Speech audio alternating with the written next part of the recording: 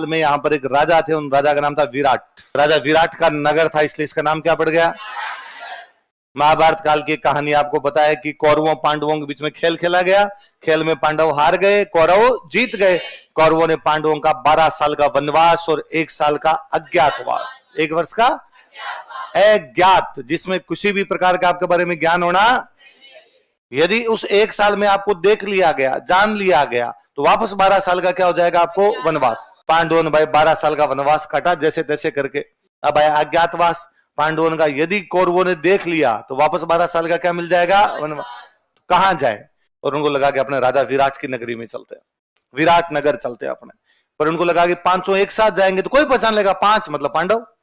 तो अलग अलग चलते हैं, अलग अलग रूप धारण करके चलते हैं। तो सब अलग अलग रूप धारण करके कहां पर आ गए? विराट। नौकरी करने लग गए।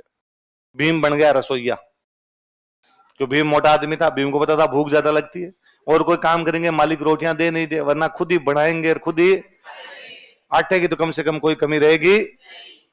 अर्जुन बन गया डांसर, अर्जुन करण जौहर एकदम। और अर्जुन जो है वो, अर्जुन ने कहा भाई मैं डांसर हूं, डांस सिखाता हूं, ब्रहनल्ला, क्या नाम था? ब्रहनल्ला बन गया। राजकुमार, सॉरी, राजा विराट के एक राजकुमारी थी, उसका नाम था उत्तरा।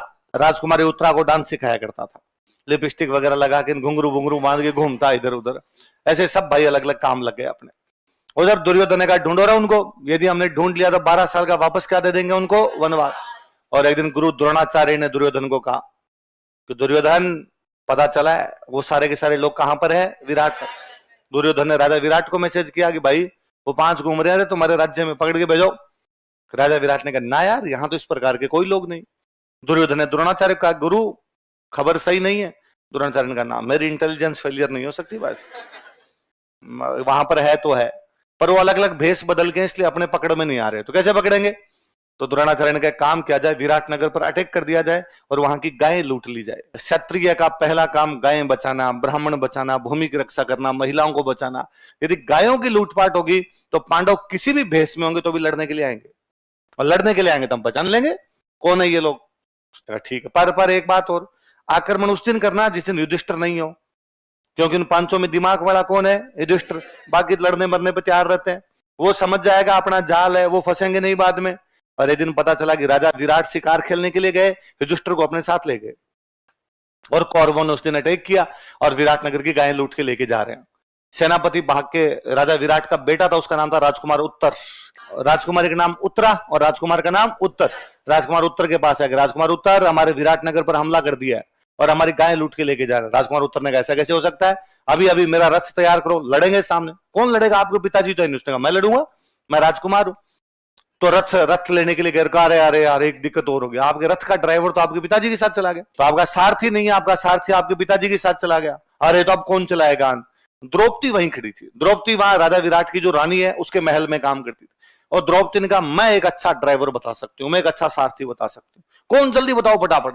कि वो जो तुम्हारी दीदी को डांस सिखाता है, ब्रहनल्ला। राजकुमार उत्तर ने कहा वो जो लिपस्टिक लगा के घूमता रहता है, वो चलाएगा रथ। अरे वो एक दिन बता रहा था, पहले वो किसी राजा के यही काम करता था, बुला उसको। ब्रहनल्ला क्या तुम रथ चला सकते हो? उसने कहा बैठो फटाफट। और राजकुमार उत्तर सेना लेके अपनी पहुंचा, और जैसे युद्ध प्रारंभ हुआ, कौरव भाई साहब एक से एक बढ़ के सारे धनुर्धारी थे, और जैसे उधर से तीरों की बारिश होने लगी, राजकुमार उत्तर ने उत्तर दे दिया। राजकुमार उत्तर ने कहा रथ मोड़ो, वापस मोड़ो। मैं नहीं लड़ रहा भाई साहब, और रथ वापस मोड़ दो। अर्जुन बेटा सारथी, अर्जुन ने कहा नहीं राजकुमार तुम क्षत्रिय हो, तुम्हें लड़ना चाहिए। उसने कहा पंचायती मत कर पूरी जिंदगी डांस किया, तेरे को क्या पता तीर आ रहे भाई साहब। और जब राजकुमार उत्तर के कहने पर भी अर्जुन ने रथ नहीं मोड़ा, तो राजकुमार उत्तर की भाग गया भाई साहब। वो भागा तो अर्जुन पीछे भागा, अर्जुन ने पकड़ा, अर्जुन ने पकड़ का तू केवल रथ पे बैठा रहे और झूठे ऐसा करता रहे, लड़ाई मैं कर लूंगा। उसने कहा तुम ऐसे मजाक नहीं करते, कैसे लड़ाई कर लोगे भाई साहब? अरे उसने कहा तू चुप रहे, मैं अर्जुन हूं, अर्जुन, पांडु पुत्र अर्जुन। उसने कहा अंकल फिर ये जेंडर चेंज कब करवाया? ये कब हुआ आपके? अरे तो बैठ यार, चुपचाप चल के बैठ, मैं देखता हूं। अर्जुन का जो धनुष था उसका नाम क्या था? गांडीव। तो अर्जुन जब विराटनगर में घुस रहा था, जब अज्ञातवास के समय वो जा रहे थे, तब उसने अपना धनुष एक बाहर पेड़ पे टांगा था, बरगद के पेड़ पे।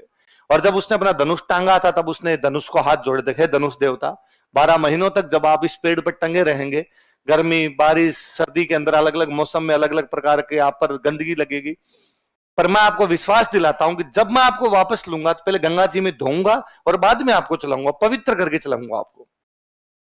अब जैसे कहते हैं अर्जुन उस बरगद से वो गांडीव धनुष उतारने लगा, बरगद ऊंचा हो जाए, अर्जुन के हाथ में नहीं आए वो धनुष, अर्जुन ऊंचा हो वो वापस ऊंचा हो जाए।